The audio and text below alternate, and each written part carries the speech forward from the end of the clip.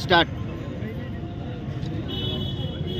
राष्ट्रवादी काँग्रेसचे नेते, राज्याचे उपमुख्यमंत्री आदरणीय अजितदादा यांचं काल विमान अपघातामध्ये अतिशय दुर्दैवी असं निधन बारामतीमध्ये झालेलं आहे. त्या कारणास्तव आज सर्व पक्षीय या ठिकाणी सामूहिकरित्या श्रद्धांजली वाहण्याचा कार्यक्रम आयोजित केलेला होता, परंतु प्रत्येकापर्यंत तो विषय न पोहोचल्यामुळे तो मर्यादित राहिलेला आहे.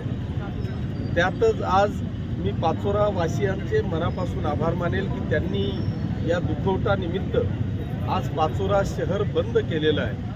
पण आपल्याला एवढ्यावर न थांबता सर्व पक्षीय दादांचे प्रेमी, सर्व राजकारणातले किंवा सर्व पक्षातले कार्यकर्त्यांना मिळून दिनांक 31 रोजी शनिवार रोजी संध्याकाळी 7 वाजता हुतात्मा स्मारक येथे सर्व पक्षीय श्रद्धांजलीचं नियोजन केलेलं आहे.